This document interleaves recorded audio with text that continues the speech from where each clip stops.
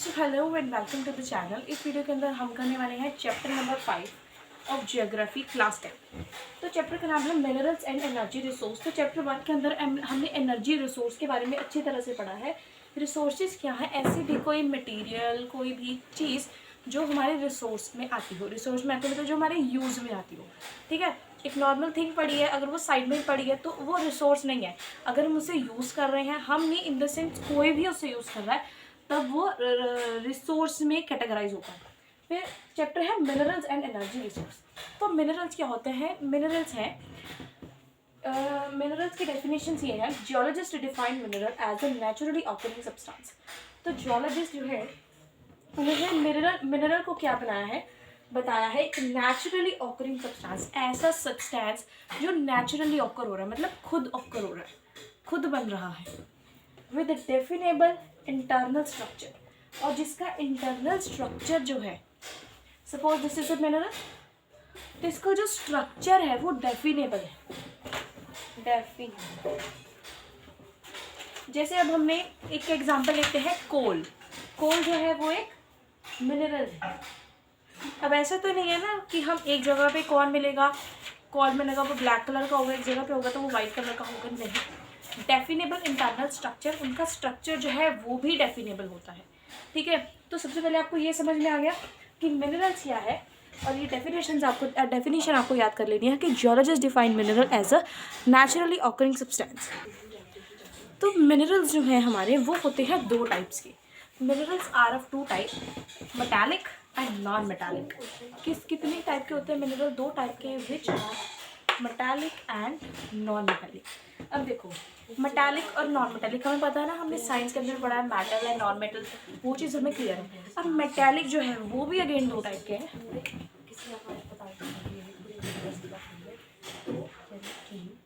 Ferrous और non ferrous.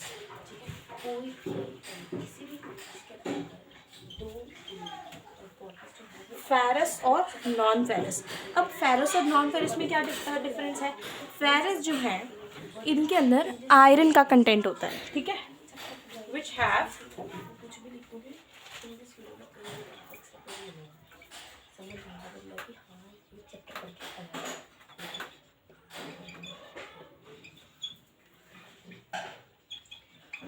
Which have some content of iron, जिनके अंदर आयरन होता है। मेटल और नॉन मेटल तो हमें पता है ना, हमने साइंस के अंदर पढ़ा है मेटल और नॉन मेटल, जो हमारा चैप्टर था थर्ड चैप्टर है मेटल और नॉन मेटल का, उसके अंदर हमने ये पढ़ा है।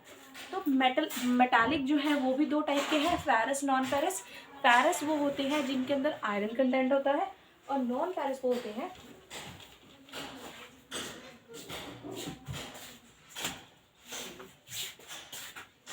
which does not have iron content, which does not have iron content, जिनके अंदर आयरन कंटेंट नहीं होता है, जिनके अंदर आयरन कंटेंट नहीं होता है। अब फेरस और नॉन फेरस दोनों में आपको डिफरेंट पता चला। अब नॉन मेटालिक तो हमें पता ही है, मेटल नॉन मेटल हमने डिफ्रेंशिएट किया है। देखो एक बार अगर आपको नहीं पता मेटालिक और नॉन मेटालिक के अंदर क्या डिफरेंस होता है, केमिकल प्रॉपर्टीज़ के हिसाब से बताओ तो फिजिकल प्रॉपर्टीज़ पता नहीं क्या बोलते हैं। मेटालिक जो है वो लस्ट्रस होते हैं, सोनोरस होते हैं, मेलिएबल होते हैं, डक्टाइल होते हैं। लस्ट्रस मतलब जो चमकते हैं, और सोनोरस मतलब जब वो किसी एक स्मूथ सरफेस को टच करते हैं एक साउंड प्रोड्यूस करते हैं। मेलिएबल मतलब जब उन्हें थिन शीट्स में डिवाइड कर दे, थिन वायर में, वो थिन वायर में ड्रॉ हो सकते हैं। और डक्टाइल मतलब वो थिन शीट्स में ड्रॉ हो सकता है, कुछ इस टाइप का होता है। बट वही नॉन मेटालिक के अंदर they are non lustrous, non sonorous, not malleable, not ductile, heat conduct भी नहीं होती है नॉन मेटालिक के अंदर, बट यहाँ पे होती है। अब मेटल और नॉन मेटल का आपको पता लग गया। फेरस के एग्जाम्पल देखें तो iron ore,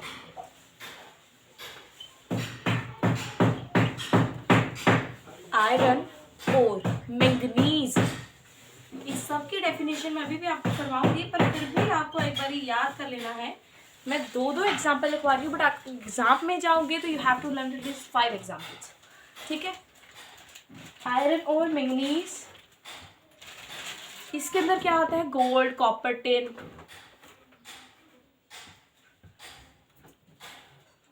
gold, copper, tin, ठीक है। तो ये होते हैं नॉन फेरस के एग्जाम्पल।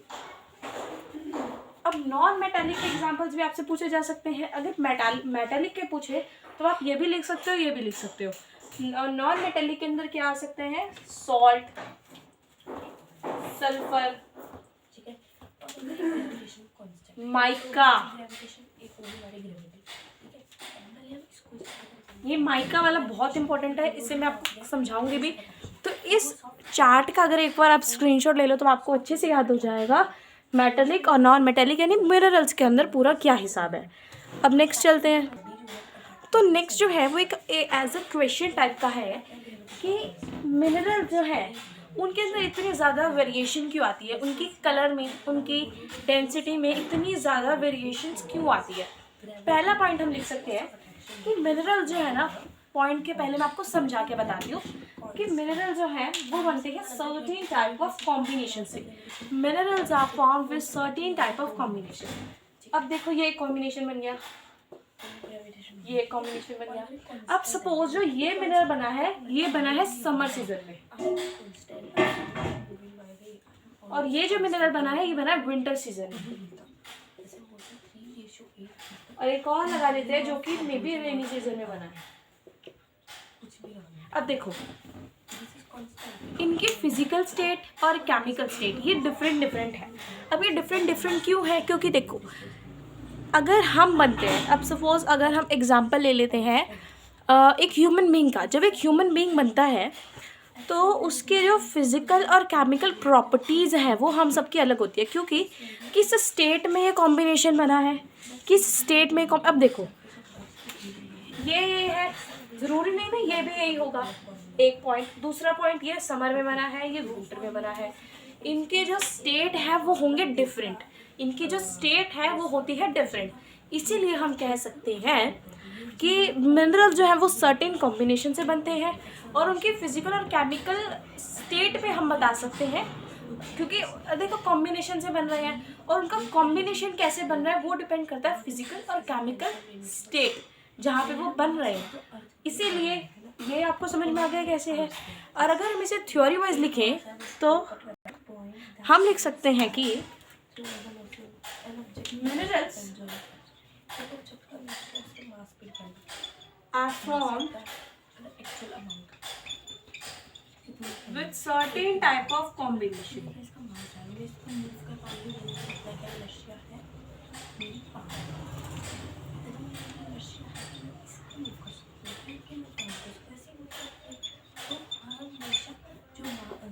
ये एक लाइन आपको क्लियर हुई कि मिनरल जो है वो सर्टेन टाइप ऑफ कॉम्बिनेशन से बनते हैं। यहाँ पर टाइप लिख रखा है अगर आपको नहीं विजिबल हो तो मिनरल जो है वो सर्टेन टाइप ऑफ कॉम्बिनेशन से बनते हैं, और उनके कॉम्बिनेशन, ठीक है, उनका combination, this combination is depend upon the physical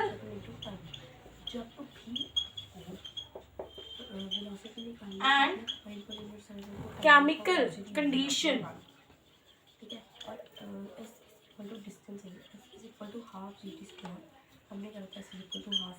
under which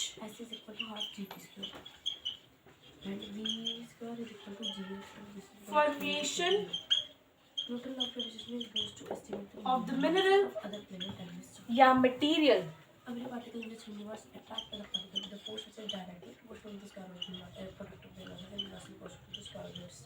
takes place, कि किस कंडीशन में उस मिनरल का, उस मटेरियल का फॉर्मेशन हो रहा है।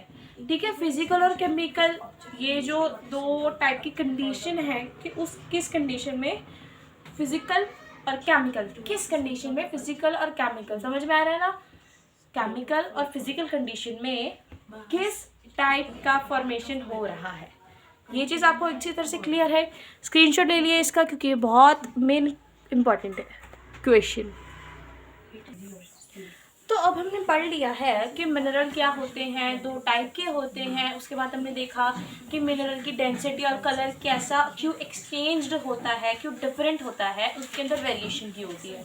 अब हम देखेंगे, जैसे हमने नॉन फेरस और फेरस के बारे में पढ़ा था, बट हमने फेरस के अंदर जो हमारे आयरन है, मैंगनीज है, नॉन फेरस के अंदर कॉपर वगैरह है, उसके बारे में एक बार अच्छी तरह से पढ़ना चाहिए, क्योंकि ये आपके उसमें आ सकता है पेपर में कि explain the iron, explain ferrous mineral. ठीक है, तो पहले हम क्या देखेंगे, फेरस।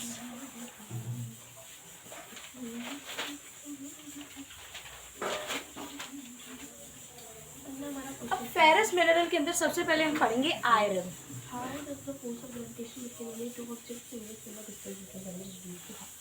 तो सबसे पहले तो हम आयरन के बारे में क्या लिखेंगे कि it is a very important mineral. हमें ये चीज़ पता है कि आयरन एक बहुत इंपॉर्टेंट मिनरल है, तो यहाँ पर हम वही लिखेंगे, iron is a very important mineral. अब आप सोच रहे होंगे कि अगर कुछ भी एक्सप्लेन करने के आए तो आप ये लिख सकते हो, बट ऐसा नहीं है कि हर किसी में आप ये चीज़ लिख सकते हो।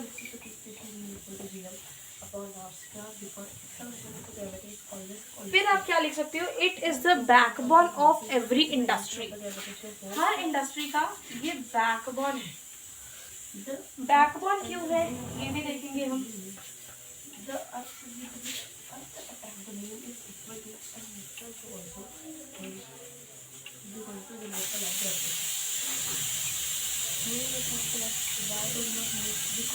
अब क्योंकि देखो, जो हमारी मशीन्स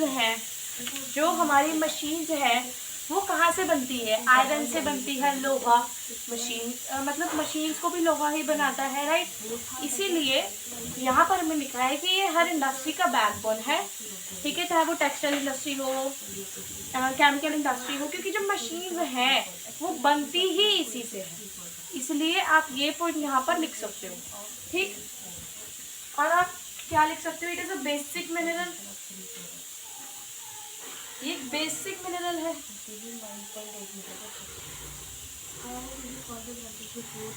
और आप स्टेट्स लिख सकते हो, किस किस स्टेट में ये मिलता है, कहाँ पे मिलता है, उड़ीसा, एंड झारखंड।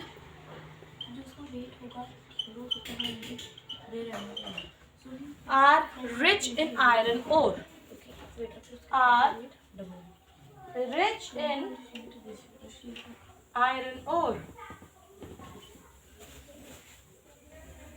ये चीज समझ में आ गई। अभी हमने पढ़ा आयरन के बारे में, पूरे 4 पॉइंट लिखे हैं, इसको ध्यान से समझ लेना। उड़ीसा और झारखंड जो आयरन और के अंदर बहुत ज्यादा है, रिच है, बेसिक मिनरल है, बैकबोन है हर इंडस्ट्री का। क्यों, क्योंकि मशीन्स वगैरह सारी चीजें वहीं से बनती है। Clear. Next, iron is very important mineral है। क्यों इंपॉर्टेंट मिनरल है, क्योंकि ये इंडस्ट्रीज के द्वारा यूज किया जाता है। और किस किस के द्वारा यूज किया जाता है ये, और ये नॉर्मल पीपल के द्वारा भी आयरन यूज किया जाता है, दरवाजे। ठीक है, मतलब आयरन एक लोहा ऐसी चीज है जो मतलब जिससे सारी चीजें बनती है। ठीक है, तो अब हम पढ़ेंगे दूसरे फेरस मिनरल के बारे में, जिसको हमने एज एन एग्जाम्पल में यूज किया था, manganese. What is it, it is manganese.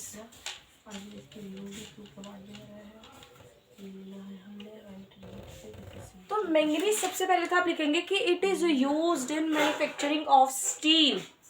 ठीक है, स्टील की मैन्युफैक्चरिंग के लिए यूज होता है।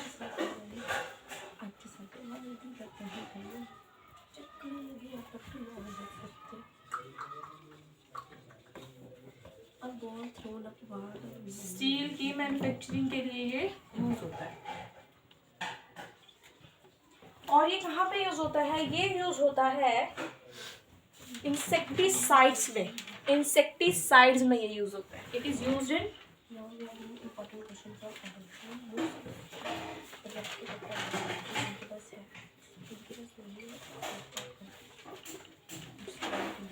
और पेंट इंडस्ट्रीज के द्वारा भी यूज होता है। तो हम यहाँ पे एक और पॉइंट लिख सकते हैं कि it is also used in paint industries.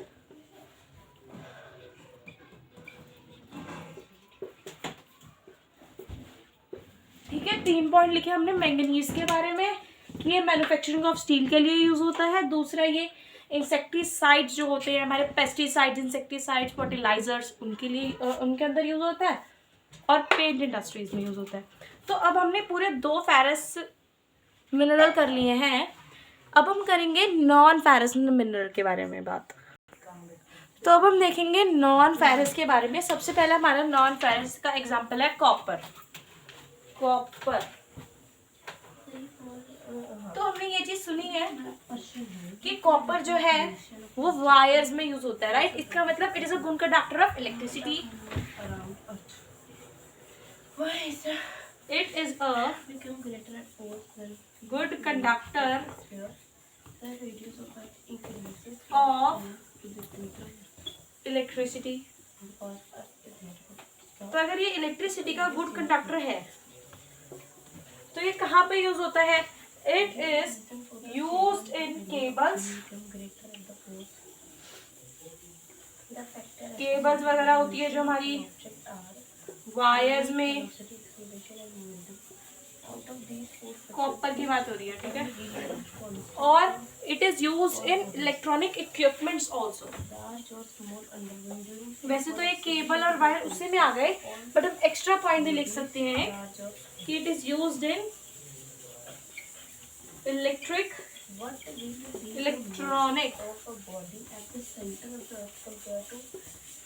Equipments. Electronic equipments के अंदर, इक्विपमेंट्स मतलब पता नहीं, हथियार वगैरह, इक्विपमेंट्स, ठीक है।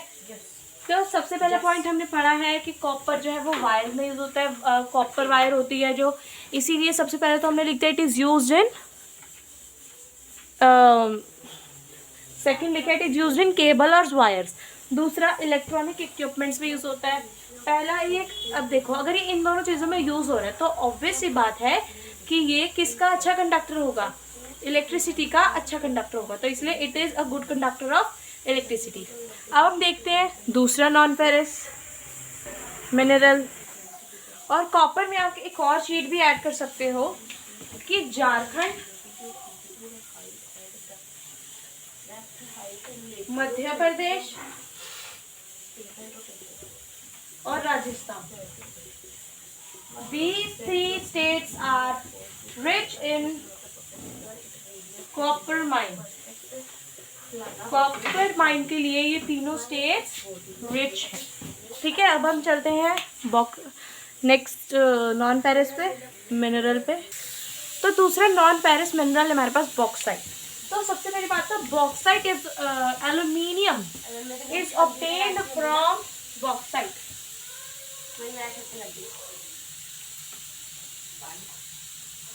Aluminium is obtained from bauxite. इसका मतलब क्या है कि बॉक्साइट जो है वो एल्यूमिनियम की एक और है। साइंस के अंदर हमने ओर वाला पढ़ा है ना, ओर, गैंग्यू और मिनरल था ना ये। तो उसके अंदर क्या था कि हम एक मेटल या एक नॉन मेटल की ओर को उस मेटल से निकालते हैं।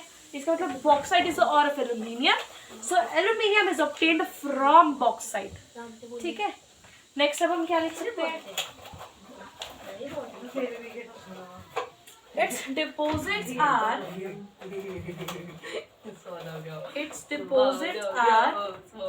formed due to decomposition of rocks।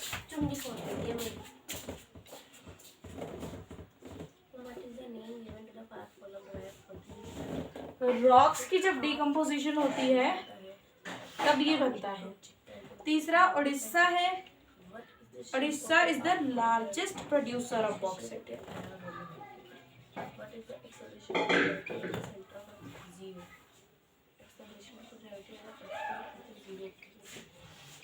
Orissa जो है वो बॉक्साइट का लार्जेस्ट प्रोड्यूसर है। तो अभी आपको समझ में आ गया नॉन फेरस का लास्ट हमारा एल्यूमिनियम जो है वो बॉक्साइट से बनता है और उसकी डिपॉजिट जो है वो मिलती है हमें जब रॉक्स की डिकम्पोजिशन होती है।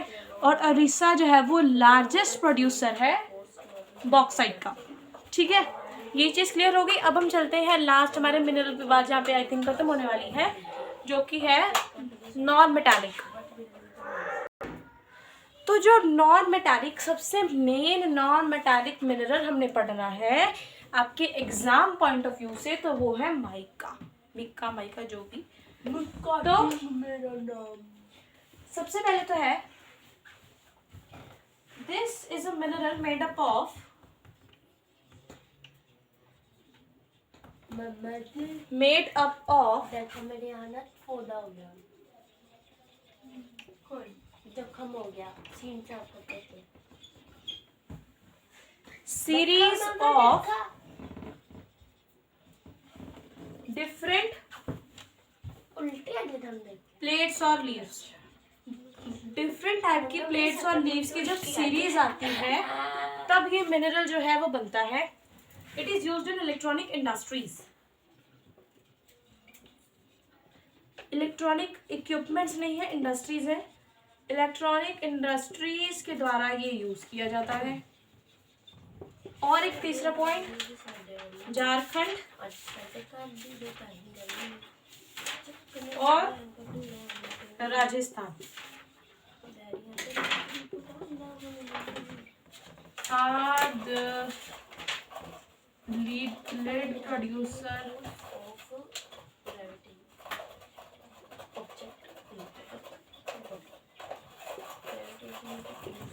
ये पॉइंट क्लियर हो गया। थोड़ी राइटिंग गंदी हो गई, कोई बात नहीं, ठीक है। तो ये एक मिनरल है जो कि सीरीज ऑफ डिफरेंट प्लेट्स और लीव्स से बनता है। दूसरा, it is use in electronic industries, electronic industries के द्वारा यूज़ किया जाता है। तीसरा, झारखंड राजस्थान जो है वो मेन प्रोड्यूसर्स है किसके, माइका के। क्लियर इतना। अब हम चलते हैं एनर्जी पे। तो जो एनर्जी है हमारी, जैसे हमने मिनरल्स देखे, minerals are of two type, metallic and non metallic. Energy जो है वो भी इसी तरह दो टाइप की है, कन्वेंशनल और नॉन कन्वेंशनल। तो एनर्जी दो टाइप की होती है, कन्वेंशनल एनर्जी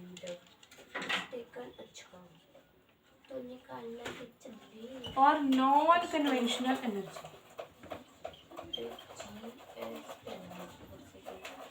कन्वेंशनल एनर्जी के एग्जाम्पल में हम लिख सकते हैं कोल, अच्छा, और क्या लिख सकते हैं, पेट्रोल, ठीक है, तेरी मर्जी, इलेक्ट्रिसिटी, बॉडी है, ठीक है। अभी हम इसे समझेंगे भी। और नॉन कन्वेंशनल में हम लिख सकते हैं solar energy, biogas, geothermal energy.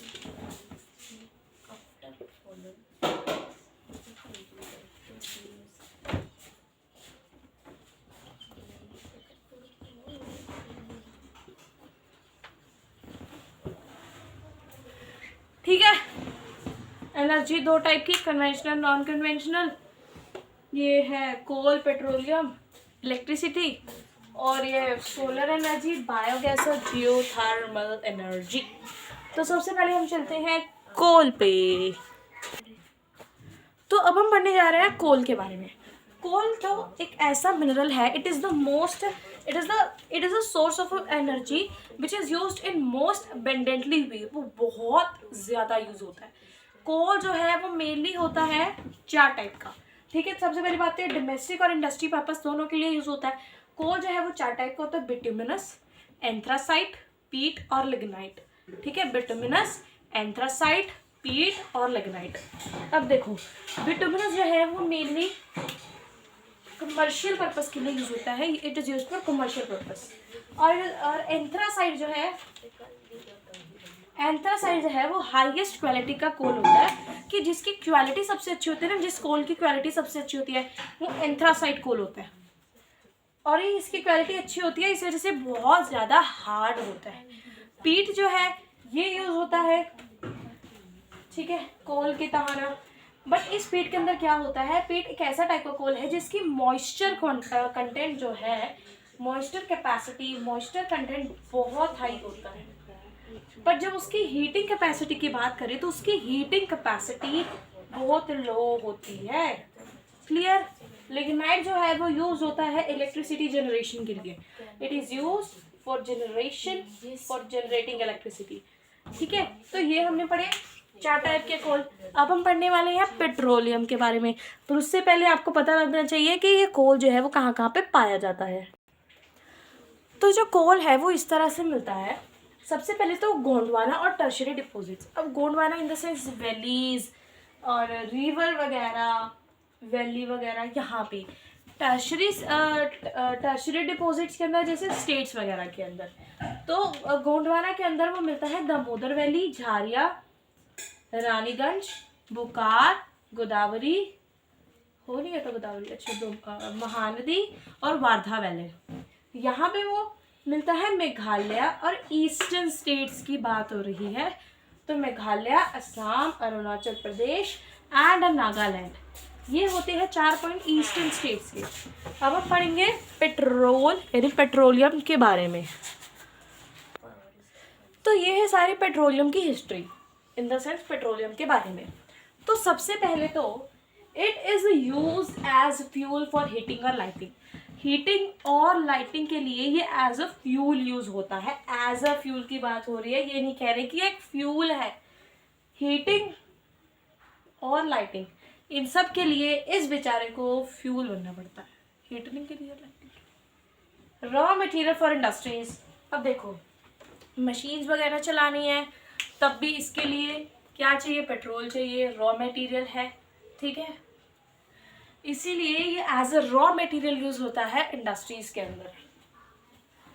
कहाँ कहाँ पे ये यूज होता है, synthetic industries, textile industries, chemical industries, fertilizers industries, इन सारे इंडस्ट्रीज में ये यूज होता है।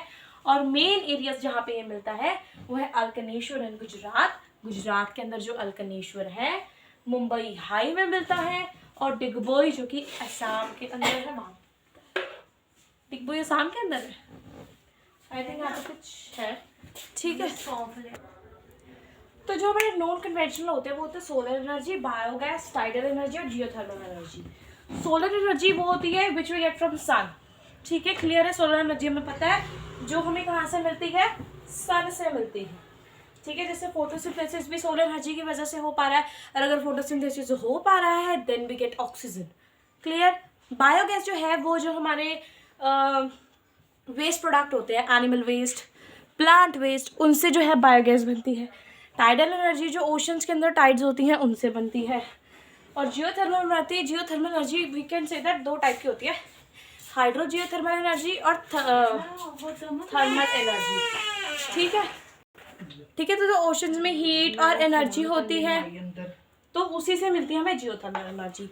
तो thank you so much for watching the video till end. इस वीडियो के अंदर हमने पूरा अपना चैप्टर कवर किया, मिनरल्स एंड एनर्जी रिसोर्स।